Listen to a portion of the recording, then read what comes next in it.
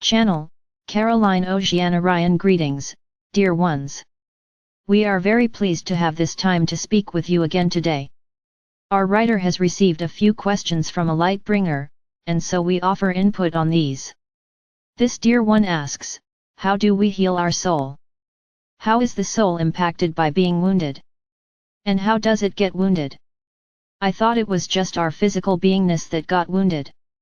We are being told by everyone that we are to release old trauma, but no one tells us how to go about this. We are very glad you have asked this. This is an issue that has intrigued spiritual seekers for centuries. Some will say that the soul is indestructible and cannot be harmed.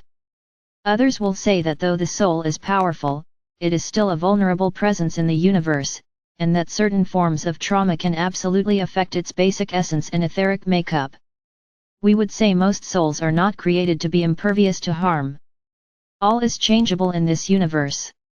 Even a being as powerful as an archangel can move from a path of light to a path of shadow, as you have seen in the case of at least one well-known archangel, though he has returned now to the light.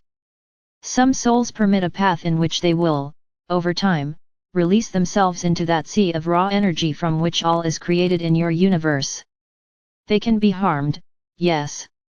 Many have experienced forms of soul fragmentation, for instance, due to being in situations in which their soul essence was being used, exploited or degraded in some way. In other cases, a person experiencing an earth life is traumatized to where they experience a rift in their consciousness and so detach from their soul's presence. This can create a loss of soul essence, that particular energetic mass that the soul is comprised of. The person experiencing this during an earth life may not consciously know what has happened on a soul level. Yet they will feel lost in some ways, as if some vital part of their life essence were missing or damaged, and indeed this is so. We do not say these things to trouble or upset anyone. For in this singular, auspicious time on Lady Gaia, many souls are finally receiving the healing and support they have cried out for hundreds and even thousands, sometimes millions of years in earth time. What you know as energy work can be very helpful in reconstituting and healing fragmentation or lost parts of the soul. This can be done by an earth-based practitioner, or by a light being, an angel, soul family member, including star beings, or a healer in spirit. Generally, they must be asked in order to assist, either by the person or someone who knows them, as these beautiful beings do respect your free will choices. They are happy to assist, assuming that help does not violate the goals and requirements that person chose for that particular earth life before incarnating. Angelic guardians and guides often lead their earth-based charge to someone who can assist that person, whether in the outer world or in the etheric, so that whatever healing is required can be offered, and the person's earth life continued as planned. Soul fragmentation does not always occur due to trauma. It is possible for someone to unconsciously give away some of their life energy, even on a soul level, to those who they feel are suffering very badly. So many are highly empathic now, and are natural healers as well, yet not trained in how energy moves, nor how to direct it in positive ways. These ones will unconsciously hand much of their life energy to others whom they see are in distress in some way, trying to heal the situation or save the person from it. This sort of action, if determined and concentrated enough, can degrade one's soul energies. That essence must then be reclaimed and returned to the soul so that it remains healthy and fully integrated. Others have experienced some loss of their soul essence, due to pieces or aspects of their soul being stolen or confined in some way. This can also be rectified, and a trained practitioner with sufficient sight into the etheric will be able to find who is holding those pieces of that soul, and return them to the soul, so as to ensure wholeness again. Extreme trauma can be another cause of fragmentation, as can being interfered with by dark presences that desire to consume or manipulate soul energies for their own uses. Many have assisted themselves in their own soul healing via meditation and energy work, though often the assistance of a trained energy worker, shaman, energy healer, or other spiritual practitioner is needed, as most do not have the objective insight required to spot where the issues lie in their own soul essence.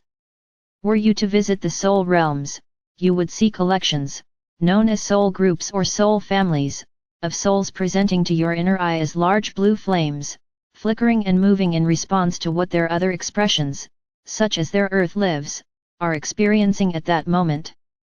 Though these are flames to the earth mind, they do not burn. They are not burning, in essence.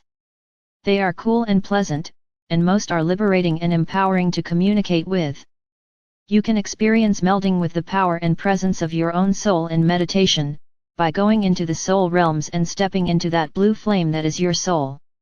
You can also experience connecting with your twin flame there, for just as assuredly as you are present there in the soul planes, so is that half of your soul that is your beloved. You may or may not know them right now in your earth life, and do not be disappointed or unhappy if you do not know them. Both of you actively chose and agreed upon this temporary separation before incarnating. In the case of most people over the age of 20 or so, one flame, either the feminine or the masculine aspect, will choose to pursue an earth mission, and to further soul growth. The other, the twin flame, chooses to remain behind as a support to the one who became embodied.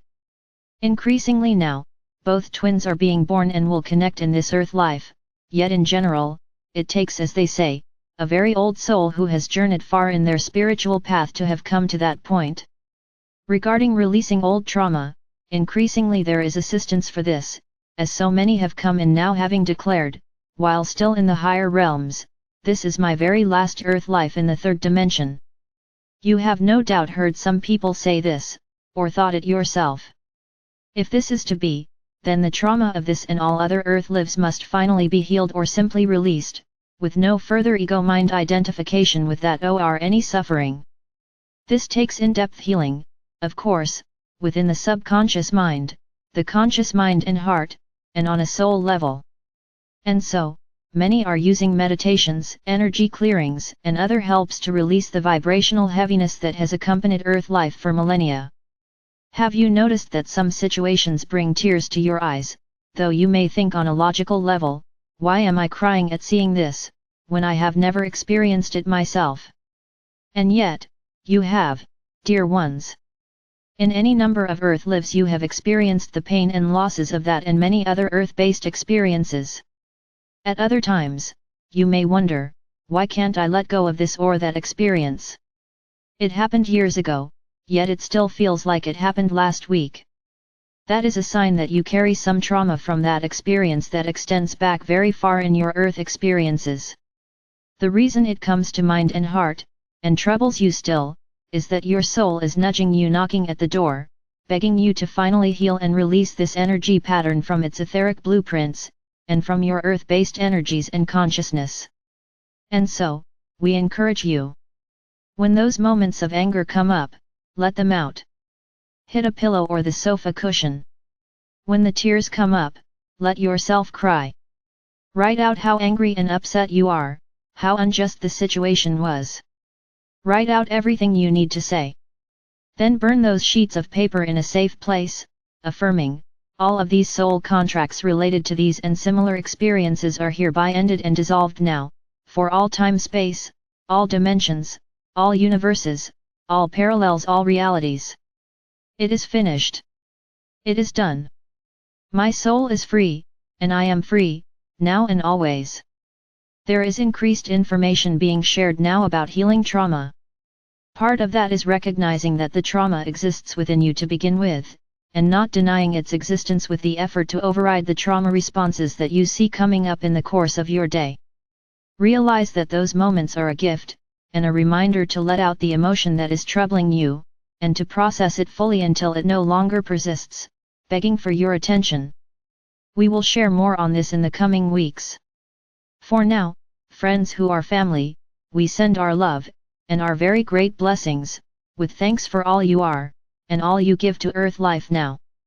Namaste, friends.